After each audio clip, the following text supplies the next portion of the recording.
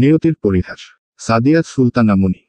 নিজেদের বেডরুমে হাসব্যান্ড ও বেস্ট ফ্রেন্ডকে অন্তরঙ্গ অবস্থা পেয়ে 8 মাসের প্রেগন্যান্ট সিরাতের মাথায় আকাশ ভেঙে পড়ে। আজ তাদের চতুর্থ বিবাহবার্ষিকী উপলক্ষে হাসব্যান্ডকে সারপ্রাইজ দিতে এসে নিজেই এত বড় সারপ্রাইজ পেয়ে যাবে সে কল্পনাও করেনি। তার হাতের কাপা কাপির জন্য ধরে রাখা কেকটাও নিচে পড়ে গিয়ে নষ্ট হয়ে যায়। সে নিজেও পড়ে যেতে নিলে পাশে দাঁড়িয়ে থাকা নাহিয়ান তাকে ধরে ফেলে। সাইমন নিজেও মনকে আগলে নিয়ে নিজের সাথে। তারপর হুঙ্কার দিয়ে ডেকে ওঠে, তাসফিন অনন। সাইমনের এমন হুঙ্কার শুনে তাসফিন ও লিজা, সিরাতের বান্ধবী, দুজনেরই ধ্যান ভঙ্গ হয়। তারা দুজন এতক্ষণ নিজেদের মাঝে এতটাই মগ্ন ছিল যে সিরাতদের আগমনে আওয়াজটুকুও পায়নি। তারা দুজনও এই অসময়ে সিরাত, তার ছোট ভাই সাইমন ও ইন্সপেক্টর নাহিয়ান মাসুককে, সিরাতদের প্রতিবেশী, দেখে হকচকিয়ে যায়।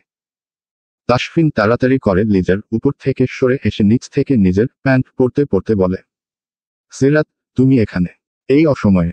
তুমি না কটা দিন ওই বাসায় থাকবে বলেছিলে? সিরাত অশ্রুসিক্ত লোচন নিয়ে তাচ্ছিল্যের হাসি দিয়ে বলে, কেন? এসে সমস্যা করে দিলাম বুঝি? আচ্ছা চলে যাচ্ছি, তোমরা প্লিজ কন্টিনিউ করো তোমাদের কাজ। কথাটা শেষ করে সে নাহিয়ান ও সাইমনকে বলে, সাইমন, নাহিয়ান ভাইয়া চলেন আপনারা। বড্ড সমস্যা করে দিয়েছি তাদের এই অসময়ে এসে। চলেন চলেন। ওদের দুজনকে রেখেই সিরাত নিজের পেট চেপে ধরে টলমল পায়ে আগে হাঁটা শুরু করে। তাসফিন দৌড়ে এসে সিরাতের হাত ধরে নিজের দিকে ফিরিয়ে অস্থির গলায় বলে, সিরাত, প্লিজ আমার কথাটা শুনো। একবার এক্সপ্লেইন করার সুযোগ দাও আমায়। আমি জানি আমি অনেক বড় একটা ভুল করে ফেলেছি, কিন্তু বিশ্বাস করো আই স্টিল লাভ ইউ। সিরাত তাসফিনের হাত থেকে নিজের হাতটা ঝটকা দিয়ে ছাড়িয়ে নেয়। এর ফলে তার ফুটবল শরীরটাও একটা ধাক্কা খাওয়ায় কয়েক কদম পিছিয়ে পড়ে যেতে নিলে নাহিয়ান দৌড়ে এসে তাকে ধরে ফেলে পেছনে থেকে। নাহিয়ান অস্থির হয়ে বলে, ঠিক আছেন? সিরাত তার কথার উত্তর দেয় না। সে তাসফিনের দিকে তাকিয়ে বলে, একটু কারেকশন করতে হবে যে তাসফিন। তুমি যেটাকে ভুল বলছো সেটাকে পাপ বলে, অন্যায় বলে। ইসলামের দৃষ্টিতে একে জানা ব্যভিচার বলে। সভ্য সমাজে একে পরকীয়া বলে। আর পরকীয়ার শাস্তি কি তুমি নিশ্চয়ই জানো। তাসফিন কিছু বলে না, সে ভীতু মুখে দাঁড়িয়ে ভয় কাঁপতে থাকে। সিরাত তার থেকে কোন জবাব না পেয়ে নিজেই হাঁপাতে হাঁপাতে আবারও বলতে শুরু করে, আর কি বললে? You still love me? Really? এটা কি সত্যি ছিল নাকি তোমার পাপের উপর পর্দা দিয়ে একটা লেইম জোকস ছিল? আমার তো মনে হয় লেইম জোকসই ছিল। আমারে ভালোবাসলে তুই কিভাবে আমার বেস্ট ফ্রেন্ডের সাথে শুতে পারলি? এই কুকুরের বাচ্চা তোর এত ক্ষুধা শরীরের। আচ্ছা তোদের কতদিনের সম্পর্ক বলতো? আমাদের বিয়ের আগের থেকেই কি, নাকি বিয়ের পর থেকে? তোরা পুরাতন প্রেমিক প্রেমিকা ছিলি। থাকলে আমায় আগেই বলে দিতি, আমি সরে যেতাম তোদের পথ থেকে। কেন আমাকে আর আমার বাচ্চাকে ঠকালি? তাসফিন হুড়মুড়িয়ে বলে, না না, আমাদের বিয়ের আগে আমি লিজাকে চিনতামও না। আমাদের এই সম্পর্ক মাত্র 3 মাসের। বিশ্বাস করো, আর একবার বিশ্বাস করো, আমি তোমাকে ঠকাতে চাইনি। কিন্তু কিভাবে কিভাবে শয়তানের প্ররোচনায় পড়ে? 3 মাস না? ওহো, 3 মাস ধরে তো তুই আমার শরীর পাচ্ছিস না। ডাক্তার নিষেধ করেছিল আমার সাথে তোকে শুতে। মাত্র 3টা মাস আমার শরীর না পেয়ে আরেক মেয়ের সাথে শুয়ে পড়লি। এই আমার শরীর কেন পাস নাই তুই? বল কেন পাস নাই? তোর বাচ্চা জন্ম দিতে গিয়েই তো আমি এত অসুস্থ হয়ে গিয়েছি। তাও শুরুর দিকে তোরে দেই নাই আমার শরীর। এই চুপ করে আছিস কেন বল, দেই নাই তোরে আমার শরীর। সিরাত আস্তে আস্তে আউট অফ কন্ট্রোল হয়ে পড়ছে। মুখে যা আসছে তাই চিৎকার চেঁচামেচি হয়ে বের হয়ে আসছে। এত রাতে তার চিৎকার শুনে আশেপাশের ফ্ল্যাটের মানুষেরাও চলে আসে। চিৎকার চেঁচামেচির এক পর্যায়ে সিরাতের শ্বাসকষ্ট উঠে যায়। মুখ দিয়ে কোন কথাই আর বের করতে পারে না। বড় বড় শ্বাস নিতে নিতে সে ঢলে পড়তে নিলে নাহিয়ান পূর্বের ন্যায় তাকে আবারও আগলে নেয়। সিরাতকে পাজাকলে করে সোফায় শুয়ে দেয়। দরজা লক না থাকায় পাশের ফ্ল্যাটের মানুষরা তাদের বাসায় ঢুকে পড়েছিল এত চিৎকারের শব্দে। পাশের ফ্ল্যাটের একজন প্রতিবেশী নারী এসে তার হাত পা ডলে দিতে থাকে, তাকে শান্ত হতে বলে। কিন্তু সিরাত কিছুতেই শান্ত হতে পারছে না। সে হাউমাউ করে কাঁদছে নিজের পেট চেপে ধরে। তাসফিন দৌড়ে গিয়ে তাদের বেডরুম থেকে সিরাতের ইনহেলার এনে দিলে সাইমন তাড়াতাড়ি করে তা বোনের মুখে ধরে, এতে করে সিরাতের শ্বাসকষ্ট কিছুটা কম হয়। কিন্তু তার আহাজারি একটুও কমে না, বরং সময়ের সাথে সাথে তা আরও বাড়তে থাকে। বাড়বে নাই বা কেন? জীবনে প্রথম ভালো তো এই বেঈমানকেই বেসেছিল। তার জীবনের প্রথম পুরুষ হওয়ার অধিকার, তাকে প্রথম স্পর্শ করার অধিকার তো এই বেশি চাহিদাওয়ালা পুরুষটাকেই দিয়েছে। সেই পুরুষটা কি করল? তাকে কি নির্মম, নিষ্ঠুর ও জঘন্যভাবেই না ঠকালো? তাও কার সাথে মিলে? তার বোনের মতো বেস্ট ফ্রেন্ডের সাথে। কাকে বিশ্বাস করবেন আজকের এই দুনিয়ায়? নিজের স্বামীকে। সে তো আপনার শরীর একদিন না পেলে দ্বিতীয় দিন অন্য নারীর শরীর শুকবার জন্য পাগল হয়ে যাবে। হ্যাঁ, হাতের 5টা আঙুল যেমন সমান না, তেমনি পৃথিবীর সব পুরুষও এক না। কিন্তু আজকাল পত্রিকা, ফেসবুক এসবে ঢুকলে এখানকার 5টা নিউজের মধ্যে 3টা নিউজই হবে পরকীয়া সংক্রান্ত। আর যাকে এতদিন সিরাত নিজের বেস্ট ফ্রেন্ড কম বোন পরিচয় দিয়ে এসেছে, সেই কিনা তার বিশ্বাসকে গলা টিপে হত্যা করল। তাসফিন এতক্ষণ সিরাতের কাছে আসার চেষ্টা করেছে বহুবার, কিন্তু বরাবরই হয় সাইমন, নাহিয়ান তাকে বাধা দিয়েছে। এবার তাসফিন জোর করে তাদের ঠেলে সরিয়ে দিয়ে সিরাতের পায়ের কাছে এসে বসে পড়ে। সে সিরাতের পা চেপে ধরে হাউমাউ করে কাঁদতে কাঁদতে বলে, I am sorry Sirat, I am really very sorry. আমি জানি আমি যা করেছি তা ক্ষমার অযোগ্য, কিন্তু তাও ক্ষমা চাইছি। তুমি আমায় যা ইচ্ছে শাস্তি দাও, আমায় মারো, বকো, কাটো, যা ইচ্ছে করো, কিন্তু একটু শান্ত হও প্লিজ। তোমার বুকে ব্যথা উঠবে, একটু শান্ত হও প্লিজ। সিরাত তার পাটা তাসফিনের থেকে ছাড়িয়ে নিয়ে শোয়া থেকে উঠে বসে, তারপর বলে, বুকে ব্যথার কারণ দিয়ে এখন বলছিস শান্ত হতে? উঠুক বুকে ব্যথা, মরণ হোক এই ব্যথায় আমার, কিন্তু তোর সংস্পর্শে আসার ভুল যেন আমি দ্বিতীয়বার না করি। সাইমন বোনের পাশে বসে বলে, আপু চল বাসায় চল, এর সাথে যা কথা বলার একেবারে করতে হবে। এই জোচ্চুর দুটোকে আমি সাইমন জেলের খানি না টানিয়ে দম নিব না। সাইমন সিরাতকে ধরে দাঁড় করাতেই সিরাতের 2 পা বেয়ে দরদরিয়ে রক্ত পড়তে থাকে। পেটেও মোচড় দিয়ে ব্যথা করে ওঠায় সিরাত আহমাগো বলে, পেট চেপে ধরে বসে পড়ে পুনরায় সোফায়। সবাই তার এহেন আর্তনাদে হকচকিয়ে যায়। তাসফিন যেহেতু তার পাশেই দাঁড়ানো ছিল, সেই প্রথমে দেখতে পায় সিরাতের রক্তক্ষরণের বিষয়টা। সে নিজেও বেশ ঘাবড়ে গিয়েছে। পাশের বাসার প্রতিবেশী মহিলাটি বলে, হায় আল্লাহ, রক্তপাত হওয়া তো ভালো লক্ষণ না এই সময়ে, তাড়াতাড়ি ওকে হসপিটালে নিয়ে যান, না হলে মিসক্যারেজ সহ বাচ্চা ও মা দুজনেরই জানের ঝুঁকি হবে। মহিলাটির কথা শুনে তাসফিন সিরাতকে কোলে তুলতে নিলে সিরাত ব্যথায় কাতরাতে কাতরাতে বলে, আপনার অপবিত্র শরীর নিয়ে আমায় স্পর্শ করবেন না, আমি অপবিত্র কারো স্পর্শ নিয়ে মরতে চাই না। সিরাতের কথা শুনে তাসফিনের পা জোড়া সেখানেই থমকে যায়। সাইমন আর প্রতিবেশী নারীটি আবারও সিরাতকে ধরে দাঁড় করায়, কিন্তু সিরাতের শরীর ছেড়ে দিয়েছে ততক্ষণে। হাত পা সহ তার পুরো শরীর থরথর করে কাঁপছে। এক পর্যায়ে সে অজ্ঞান হয়ে গেলে নাহিয়ান আর কারো তোয়াক্কা না করেই নিজেই তাকে কোলে তুলে নেয়। তার গায়ে থাকা পুলিশের পোশাকটি রঞ্জিত হয়ে যায় সিরাতের রক্তে। নাহিয়ান তাড়াতাড়ি করে তাকে নিজের জিপে বসিয়ে দেয়, যেটায় করে একটু আগে তারা সিরাতের ফ্ল্যাটে এসেছিল। সাইমন বোনের পাশে বসে তার মাথাটা নিজের কোলের উপর তুলে নেয়। 21 বছর বয়সী একজন ছেলে হয়েও গলা ছেড়ে কাঁদতে কাঁদতে ডাকতে থাকে বোনকে, আপু, এই আপু, আপু রে ওঠো না। নাহিয়ান ভাই, দেখো না আপু চোখ খুলছে না কেন?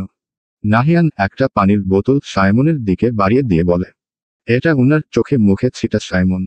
কথাটা শেষ করে সে বোতলটা সাইমনের হাতে দিয়ে গাড়ি স্টার্ট করে, আর অন্য হাত দিয়ে নিজের বাম চোখের কোণে জমা হওয়া পানিটুকু মুছে নেয়। রাত অনেক হওয়ায় ব্যস্ততম নগরী ঢাকা প্রায় ফাঁকাই এখন। সারাদিনের ব্যস্ততা ভুলে গিয়ে এই শহরে বসবাস করা মানুষের একটা বড় অংশ আশ্রয় নিয়েছে নিদ্রা দেবীর কোলে। 20 মিনিটের মাথায় সিরাতকে হসপিটালে নিয়ে আসা হয়। রাস্তায় সিরাতের জ্ঞান ফিরে এসেছে, কিন্তু সেটাও না ফেরারই নামান্তর। নাহিয়ান নিজে আগে নামে, তারপর সিরাতকে কোলে করে নামায়। সেই অবস্থাতেই দৌড়ে চলে হসপিটালের ভেতরে। চিৎকার করে ডাকতে থাকে কর্তব্যরত নার্স ডাক্তারদের। একজন নার্স তাদের দেখতে পেয়ে তাড়াতাড়ি করে একটা স্ট্রেচার এনে দিলে নাহিয়ান সেটাতে সিরাতকে শুয়ে দেয়।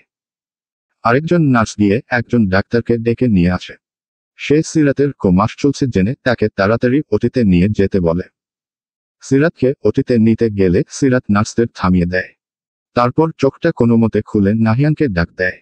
নাহিয়ান দৌড়ে তার কাছে আসলে সিরাত নিজেই তার ডান হাতটা চেপে ধরে। তারপর খুবই ক্ষীণ গলায় বলে, যাওয়ার আগে আপনাকে একটা দায়িত্ব দিয়ে যাচ্ছি নাহিয়ান। আমার কিছু হয়ে গেলে আমার বাচ্চাটাকে দেখেন প্লিজ। আমার মন বলছে আমি আর ফিরব না। আমার এই একটা কথা রাখিয়েন প্লিজ। আর শুনুন, একটা লাল টুকটুকে পরি দেখে বিয়ে করে নিজের জীবনটাকে সুন্দর করে সাজিয়েন। যেমনটা সাজিয়েছিলেন ডায়েরির ভাঁজে। ডায়েরির কথা শুনে নাহিয়ানের চোখচোরা বড় বড় হয়ে যায়। তাকে এমন করতে দেখে সিরাত এত কষ্টের মাঝেও হেসে দেয়।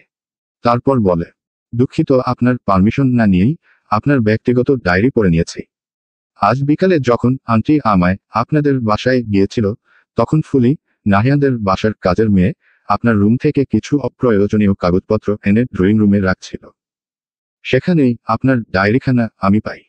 কৌতূহলবশত ডায়েরিটা নিজের সাথে নিয়ে এসে পড়ি। ভাগ্যিস পড়েছিলাম, না হলে এত সুন্দর আর পবিত্র অনুভূতির কথা না জেনেই চলে যেতাম হয়তো। চলে যেতাম কথাটা শুনে নাহিয়ান আর নিজেকে আটকে রাখতে পারে না। সে হাঁটু গেড়ে সিরাতের সামনে বসে পড়ে। তারপর সিরাতের ধরে রাখা হাতটা নিজের দুই হাত দিয়ে শক্ত করে ধরে কাঁদতে কাঁদতে বলে, কই যাবে তুমি? কোথাও যাবে না। একবার হারিয়েছি তোমায়, তখন অন্তত তোমায় বছরে একবার চোখে দেখতে পেতাম। আমার মন এটা জেনে স্বস্তি পেত, তুমি যেখানেই আছো, যার সাথেই আছো, ভালো আছো, সুখে আছো। কিন্তু আবার হারাতে পারবো না। তুমি কোথাও যাবে না। বেবি হয়ে যাওয়ার পর আমি তোমাকে তাসফিনের সাথে ডিভোর্সের ব্যবস্থা করাবো। তারপর আমরা বিয়ে করে আমার ডায়েরিতে সাজানো সংসারের মতো করে স্বপ্নের সংসার করব। প্লিজ রাত পাখি আর হারিয়ে যেও না, আমি এবার বেঁচে থেকেও মরে যাব। মরবেন না। আপনাকে বাঁচিয়ে রাখার জন্য আমার অংশকে আপনাকে দিয়ে যাচ্ছি তো। কি দেখে রাখবেন তো আমার অংশকে? নাকি তাসফিনের সন্তান ভেবে তাকে অবহেলার পাত্র করে দিবেন? না না, তোমার অংশ আমার কাছে আমার সন্তান হয়ে বড় হবে। কিন্তু ওকে বড় করার জন্য, ওকে সুন্দর একটা জীবন দেওয়ার জন্য আমার তোমাকেও প্রয়োজন। প্লিজ ফিরে এসো আমার কাছে। আমার অনেক দিনের ইচ্ছে তোমার, আমার আর আমাদের পুচকিকে নিয়ে সুন্দর একটা সংসার তৈরি করার। সিরাত হালকা একটা মুচকি হাসি দিয়ে বলে, সকলের সব ইচ্ছে কি পূরণ হয় দারোগা মশাই? নিয়তির পরিহাসে আমাদের সকলকেই কোন না কোন অপূর্ণ ইচ্ছে নিয়েই মৃত্যুকে আলিঙ্গন করে নিতে হয়। সিরাত আর কিছু বলতে পারে না, তার আবারও শ্বাসকষ্ট শুরু হয়ে যায়। ডাক্তার তাকে নার্সদের নির্দেশ দেয় সিরাতকে তাড়াতাড়ি করে ওটিতে নিয়ে যেতে, আর সিরাতকে অপারেশনের জন্য তৈরি করতে। সিরাতকে নিয়ে যেতেই নাহিয়ান আবারও হাউমাউ করে কাঁদতে থাকে। সাইমন তার পাশে বসে তার কাঁধে হাত রাখতে নাহিয়ান সাইমনের দিকে ঘুরে তাকে জড়িয়ে ধরেই কাঁদতে থাকে। বেশ কিছুক্ষণ কাঁদার পর তার নজরে আসে হসপিটালের করিডোরের এক কর্নারে দাঁড়িয়ে তাসফিনও কাঁদছে। সিরাতরা হসপিটালে আসার মিনিট 5 পরই তাসফিনও সেখানে এসে উপস্থিত হয়েছে। সে সিরাতের বলা সব কথা শুনেছে। নাহিয়ান রাগে অন্ধ হয়ে গিয়ে সাইমনকে ছেড়ে তাসফিনের কাছে যায়, তারপর তাকে হেলোপাতারি মারতে থাকে। তাসফিন নিজেকে বাঁচাতে নিজেও নাহিয়ানকে কয়েকটা দেয়, কিন্তু পুলিশের কঠোর প্রশিক্ষণ প্রাপ্ত নাহিয়ানের শরীরে এগুলো নিতান্তই সুরসুরিয়ে ন্যায় লাগে। তাদের দুজনের চিল্লাপাল্লার শব্দে কয়েকজন নার্স, ওয়ার্ড বয় আর সাইমন এসে তাদেরকে একে অপরের থেকে আলাদা করে। নাহিয়ান কিছুতেই নিজের রাগ কন্ট্রোল করতে পারছেন না দেখে সাইমন তাকে জোর করে ধরে করিডোরে রাখা সারি সারি চেয়ারগুলোর থেকে একটা চেয়ারে বসিয়ে দেয়। নাহিয়ান শূন্য দৃষ্টি নিয়ে ওটির রুমের দিকে তাকিয়ে থাকে আর নার্সদের ছুটাছুটি দেখতে থাকে। কতক্ষণ পরপর এক করে নার্স বের হচ্ছে আর ট্রে ভর্তি করে রক্তাক্ত তুলো এনে ফেলছে। কিছুক্ষণ পর একজন ডাক্তার দুজন নার্সের সাথে চিন্তিত ভঙ্গিতে কথা বলতে বলতে ওটির রুম থেকে বের হয়। তারা বের হতেই নাহিয়ান ও সায়মন দৌড়ে তাদের কাছে গিয়ে দাঁড়ায়। তাসফিনও তাদের পেছনে পেছনে আসে ডাক্তারের কাছে, শুনতে ডাক্তার কি বলে। ডাক্তার বলে, দেখুন, আপনাদের মিথ্যে সান্ত্বনা দিতে চাই না। পেশেন্টের আগেই হয়তো হার্টের সমস্যা ছিল। কোন একটা শক পেয়ে সে হার্ট অ্যাটাক করেছে। নাহিয়ান হতভম্ব হয়ে বলে, হার্ট অ্যাটাক? হ্যাঁ, তাকে এখানে আনার পথে সে হার্ট অ্যাটাক করেছে। সেই সাথে তার প্রেগন্যান্সিতেও ভীষণ কমপ্লিকেশন দেখা দিয়েছে। অবস্থা ভীষণই ক্রিটিক্যাল। এতটাই ক্রিটিক্যাল যে হয় বাচ্চা না মা যে কোনো একজনকে চুজ করতে হবে আপনাদের। মায়ের যা অবস্থা দেখছি, তাকে বাঁচানো এতটা সহজ হবে না হয়তো। তাও আমরা আমাদের বেস্টটা দিয়ে চেষ্টা করব। এই বন্ধ পেপারে একটা কাগজ এগিয়ে দিয়ে বলেন, সাইন করে দিন। আর হ্যাঁ, উনাকে রক্ত দিতে হবে। তাই যত তাড়াতাড়ি সম্ভব ডোনারের ব্যবস্থা করুন। আমাদের হসপিটালে এক ব্যাগ রক্ত আছে উনার গ্রুপের, সেটাই দিচ্ছি আপাতত, কিন্তু ওই এক ব্যাগ দিয়ে উনার কিছুই হবে না। ডাক্তার কথাগুলো বলে নাহিয়ানের হাতে একটা কাগজ ধরিয়ে দিয়ে চলে যায়। নাহিয়ান মৃত দৃষ্টি নিয়ে একবার কাগজটার দিকে আরেকবার ওটির রুমের দিকে তাকায়। সাইমন নাহিয়ানের হাত ধরে ছাকি দিতেই তার ধ্যান ফিরে। সে কাগজটা নিয়ে তাসফিনের কাছে এগিয়ে যায়, তারপর খুরের ন্যায় ধারালো ও গম্ভীর গলায় বলে, আমার রাত পাখির যদি কিছু হয়, কসম আল্লাহর তোকে এই দুনিয়াতেই জাহান্নামের স্বাদ পাইয়ে দিব। এখন চুপচাপ এই কাগজে সাইন কর। ওহো, একটা কোথাও না, just sign this papers bastard.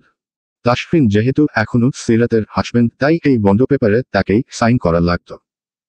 Say sign করে দিতেই একজন নার্স এসে কাগজটা নিয়ে যায় আর সাইমনকে বলে বাকি সব ফর্মালিটিস পূরণ করে দিতে। সাইমন তাড়াতাড়ি গিয়ে হসপিটালের সব ফর্মালিটিস পূরণ করে দেয় এবং বাসার সকলেও ফোন দিয়ে হসপিটালে আসতে বলে। ফজরের আজানের সুমিষ্ট আওয়াজের মাধ্যমে যখন দুনিয়ায় আগমন করে একটি নতুন জানের, ঠিক তখনই বিদায় নেয় আরেকটি জান। বহু কষ্টে ডাক্তাররা সিরাতের মেয়েকে বাঁচাতে পারলেও সিরাতকে বাঁচাতে পারেনি। হসপিটালে নিয়ে আসার পথে একবার এবং হসপিটালে নিয়ে আসার পর একবার কার্ডিয়া অ্যাটাক হয় তার। ডাক্তার নীলুফার সুলতানা সদ্য জন্মানো বাচ্চাটিকে নাহিয়ানের কোলে তুলে দিয়ে কথাগুলো বলে। একমাত্র মেয়ের মৃত্যুর সংবাদ পেয়ে সিরাতের মা জয়নব বেগম অজ্ঞান হয়ে মাটিতে লুটিয়ে পড়েন। সিরাতের বাবা সিরাজুল ইসলাম সাহেবও ধপ করে মাটিতে বসে পড়েন। সাইমনও বাবার পাশে বসে পড়ে। তাসফিন নিচ বসে হাউমাউ করে কাঁদতে থাকে আর মাটিতে নিজের মাথা নিজেই বাড়ি দিতে থাকে। আর নাহিয়ান, সে যেন এক অন্য জগতে চলে গিয়েছে। না কাঁদছে, না কিছু বলছে, এমনকি একটা চোখের পলক পর্যন্ত ফেলছে না। সে একখানে তাকিয়ে আছে সিরাতের মেয়ের দিকে, তার না হওয়া প্রেষির শব্দ ভূমিষ্ঠ হওয়া ছোট হুরের দিকে। 21 পা দেওয়া শব্দ পরিস্ফুটিত ফুলের ন্যায় এক রমণী কালো রঙের একটা মোটা ডায়েরি পড়তে পড়তে নিজের মূল্যবান অশ্রু বিসর্জন দিচ্ছে। ডায়েরিটা পড়া শেষ করে সে যখন এইটা বন্ধ করে, তখন ওপরের মলটে স্বর্ণালী অক্ষরে লেখা নিয়তির পরিহাস লেখাটির দেখা মেলে। শুনয় না, এই নয়ন, কই গেলি রে মা? বর যাত্রীরা এসে পড়েছে, তোর বাবা তোকে নিচে নিয়ে যেতে বলেছে। মাঝবয়সী এক নারী তার মাথার আধপাকা চুলগুলোর উপর শাড়ির আঁচলখানা আরেকটু মেলে দিতে দিতে রুমের দরজায় নক করতে থাকে। শুনয় না তাড়াতাড়ি করে চোখ মুছে নিয়ে ডায়েরিটা আগের জায়গায় রেখে দেয়। বাবার রুমে এসেছিল মায়ের থেকে বিদায় নিতে ঘন্টা খানিক আগেই, সেই তার নজর এই কালো ডায়েরিতে আটকে যায়। আর সে জেনে যায় 21 বছরের অজানা কিছু সত্য। হ্যাঁ, শুনয় না সিরাতের মেয়ে। আজ তার বিয়ে। এতদিন নাহিয়ানি তাকে পিতার পরিচয়ে বড় করে তুলেছে। বাবা, দাদা দাদি, নানা নানি, মামা মামি আর মামাতো ভাইবোন, এদের নিয়েই তার জীবন। কিছুদিন আগে সুনয়নার জন্য এক যোগ্য ছেলে পাওয়ায় আজ সেই ছেলের সাথে তার বিয়ে হতে চলেছে। সুনয়না এতদিন জানতি না যে সে নাহিয়ান মাশরুকের কেউ হয় না। নাহিয়ান তাকে এত ভালোবাসা দিয়ে বড় করেছে যে কখনো মায়ের অভাব বুঝতেই দেয়নি। ওহো, আরেকটা কথা, নাহিয়ান আজও বিয়ে করেনি, কিন্তু সকলে তাকে হাজার বলে কয়ও বিয়ে করাতে পারেনি। সিরাতের শেষ ইচ্ছের দোহাই দিয়েও তাকে বিয়ে করানো যায়নি। সে উল্টো সবাইকে বুঝো দিয়ে বলেছে, আমি যতই বলি সিরাত আমার মনে থাকবে, কিন্তু সত্যি এটাই যে বিয়ের মতো একটা পবিত্র বন্ধনে আবদ্ধ হওয়ার পর আমি সেই নারীর প্রতি আসক্ত হতে বাধ্য। আমি এই দুনিয়ায় আমার রাত পাখিকে পাইনি, কিন্তু ওই দুনিয়ায় আমি তার দাবি ছাড়ব না। দুনিয়ায় যে আমার স্ত্রী হবে সে যদি ওই দুনিয়ায় মার দাবি করে, তখন তো আমার রাত পাখি আবারও একা হয়ে যাবে। আমি তাকে আবারও একা, নিঃসঙ্গ অবস্থায় দেখতে পারবো না। তাই আমি এই দুনিয়ায় কোন নারীকে আমার সঙ্গিনী হওয়ার অধিকার দিব না। আমার প্রথম এবং শেষ সঙ্গিনী হবে আমার রাত পাখি। তার এই কথার পরিপ্রেক্ষিতে আর কেউ কোন কথা বলতে পারে না, কারণ সকলেই জানে নাহিয়ান কেমন জেদি। সিরাতের মেয়েকে বুকে আগলে নিয়ে আজ 21টি বছর সে পার করে দিল। যাকে অবলম্বন করে বেঁচে ছিল সেও আজ সমাজের নিয়মে চলে যাবে অন্যের বাড়িতে। নাহিয়ান হয়ে যাবে নিঃসঙ্গ, একা, একদম কবরে ঘুমিয়ে থাকা সিরাতের মতোই। সুনয়না টিস্যু দিয়ে চেপে চেপে চোখের পানি মুছে নেয়। তারপর তার মামি অর্থাৎ মোহনার সাথে চলে আসে নিচে। শেষ সিঁড়িতে এসে দেখা মিলে নাহিয়ানের সাথে। সে নাহিয়ানের দিকে তাকিয়ে তাকে ডেকে ওঠে, বাবা। নাহিয়ান মেয়ের ডাক শুনে গেস্টের সাথে কথা বলা বাদ দিয়ে তার দিকে এগিয়ে আসল। নাহিয়ান এগিয়ে আসতেই সুনয়না হুমড়ি খেয়ে বাবার বুকে পড়ে কাঁদতে থাকে। নাহিয়ান মেয়ের কান্না দেখে বিচলিত হয়ে জিজ্ঞেস করে, কি হয়েছে মা? কাঁদছো কেন? কোথাও খারাপ লাগছে কি? বলো বাবার জান, কি হয়েছে? সুনয়না কাঁদতে কাঁদতে বলে, আমি বিয়ে করব না বাবা। আমি বিয়ে করে চলে গেলে তুমি আবারও একা হয়ে যাবে। আমি করব না বিয়ে, আমি সারা জীবন তোমার কাছে থাকব। নাহিয়ান মেয়ের কথা শুনে চিন্তা মুক্ত হয়। সে হেসে দিয়ে বলে, বিয়ে তো করতে হবেই আম্মাজান। এটা তো নিয়ম, মেয়ে বড় হলে এক বাবার ঘর খালি করে আরেক বাবার ঘরে যায় তার ঘরে আলো করতে। আর আমি একা কই? তোমার দাদা ভাই, দাদিমণি, মামু, মামিমা সবাই তো আছে আমার কাছে। আমি একদম একা থাকবো না মা। নাহিয়ানের অনেক বুঝানোর সিরাত বিয়ের পিড়িতে বসে 3 কবুল বলার মাধ্যমে সুনয়না এক পুরুষের অর্ধাঙ্গিনী হয়ে যায় তার জীবনের একাংশ। খাওয়া দাওয়া শেষ করে বিদায়ের পালা আসলে সুনয়না আবারও কাঁদতে থাকে। দাদা, দাদি, নানা, নানি, মামা, মামিমা সবাইকে ধরে ধরে বলছে, আমার বাবার খেয়াল রেখো তোমরা, আমার বাবাকে সময় মতো ঔষধ খাওয়া কথা মনে করিয়ে দিও। আমার বাবাকে কেউ একা রাখবে না। আরো কত কথা মেয়ের। কাঁদতে কাঁদতে প্রেশার লো করে ফেলে শেষে নাহিয়ান মেয়ের হাত তার জামাতা তৌসিফের হাতে তুলে দিয়ে বলে, আমার জীবনের সবচাইতে বড় সম্পদকে তোমার হাতে তুলে দিলাম, কষ্ট দিও না বাবা। যদি ও কোনোদিন কষ্ট বা বিরক্তির কারণ হয় তোমার, বেশি কিছু না, আমায় জাস্ট একটা কল করো। আমি আমার সম্পদকে ফিরিয়ে আনবো আমার কাছে। আর কোনোদিন ধোঁকা দিও না বাবা। ও শুইতে পারলেও আমি হয়তো পারবো না। তৌসিফ আশ্বস্ত করে নাহিয়ানকে, তারপর নাহিয়ানের জীবনের মূল্যবান সম্পদটিকে নিজের সাথে করে নিয়ে যায় নিজের রাজ্যে। সুনয়নাদের গাড়ি দৃষ্টি সীমার বাহিরে চলে না যাওয়া পর্যন্ত নাহিয়ান সেখানেই দাঁড়িয়ে থাকে। গাড়ি একসময় মিলিয়ে গেলে সেও আস্তে ধীরে হাঁটা দেয় তার গাড়ির উদ্দেশ্যে। নিজের গাড়িতে বসে রওনা হয় তার না হওয়া প্রেয়সীর কাছে যাওয়ার জন্য। আধা ঘন্টা ড্রাইভিংয়ের পর নাহিয়ানের গাড়ি এসে থামে তাদের পারিবারিক কবরস্থানের সামনে। নাহিয়ানের পাগলামিতে বাধ্য হয়ে সিরাতকে তাদের পারিবারিক কবরস্থানে কবর দেওয়া হয়েছিল।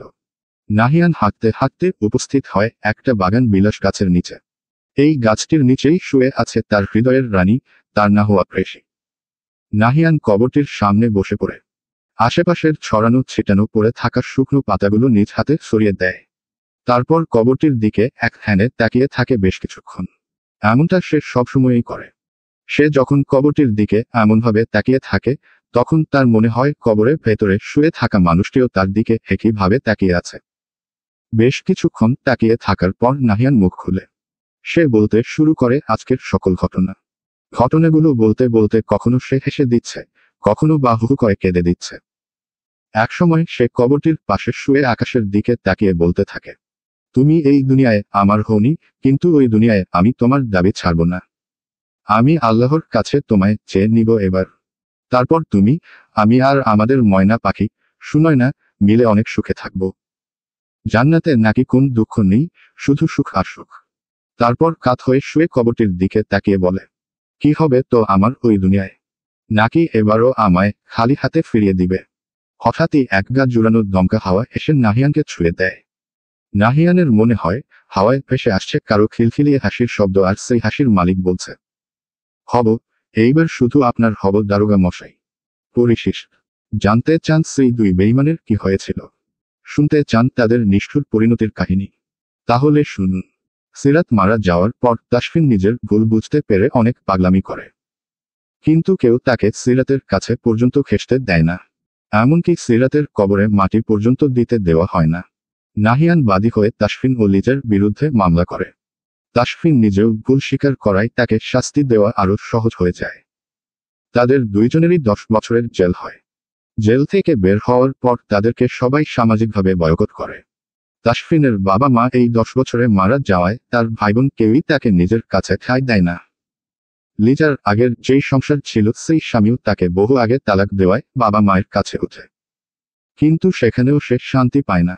শেষে তারা দুজন বিয়ে করে ফেলে। বিয়ে করার পর তাসফিন অনেক কষ্টে একটা সিকিউরিটি গার্ডের চাকরি নেয়। সে যথেষ্ট উচ্চশিক্ষিত হওয়ার সত্ত্বেও তার বায়োডাটায় 10 বছরের জেলের ইতিহাস দেখে কোন কোম্পানি তাকে নেয় না চাকরির জন্য। সিকিউরিটি গার্ডের চাকরি করে যাও সংসার চালাচ্ছিল লিজের, এতে পোষায় না। তার লোভ জেগে ওঠে। সে সামাজিক যোগাযোগের মাধ্যমে একটা লোকের সাথে পরিচিত হয়। তারপর পরিচয় থেকে প্রণয়। একসময় তাসফিনকে ছেড়ে দেওয়ার কত পায়তারা করতে থাকে, কিন্তু তাসফিন তাকে ছাড়ে না। উপায় না পেয়ে একদিন লিজা তার নতুন বয়ফ্রেন্ডকে নিয়ে তাসফিনের মাথায় বাজেভাবে আহত করে পালিয়ে যায়। তাসফিনের মাথার আঘাত এতটা গভীর ছিল যে তাসফিন মানসিক ভারসাম্য হারিয়ে ফেলে আর রাস্তায় পাগল হয়ে ঘুরতে থাকল। অন্যদিকে লিজার নতুন বয়ফ্রেন্ড ছিল পতিতালয়ে মেয়ে পাচারকারীর একজন সদস্য। সে তাকে পতিতালয়ে নিয়ে গিয়ে বেচে দেয়। লিজা তারপর থেকে সেও মানবেতর জীবনযাপন করতে থাকে। সে প্রতিদিন মরণ যন্ত্রণা ভোগ করে। নিজের শরীর বেচে দুবেলা দুমুঠো খাবারের জোগাড় করে। সে যেই পতিতালে থাকে সেখানকার সর্দানি অনেক খারাপ। শরীর খারাপ থাকলেও তাকে মুক্তি দেয় না, বরং অন্য সব পতিতার চেয়ে লিজার একটু বেশি নির্যাতন করে। সাময়িক সুখের সন্ধানে এতগুলো মানুষের জীবনের সুখ হারিয়ে গিয়েছে। একজন কবরে গিয়ে তার শান্তি খুঁজে নিয়েছে, আরেকজন নিঃসঙ্গতাকে। একজন মানসিক ভারসাম্য হারিয়ে ছন্নছাড়া হয়ে রাস্তায় বসবাস করছে, তো আরেকজন নিজের অনিচ্ছায় শরীর বেচছে প্রতিদিন। অথচ তারা সকলেই সুখী হতে পারত। সমাপ্ত।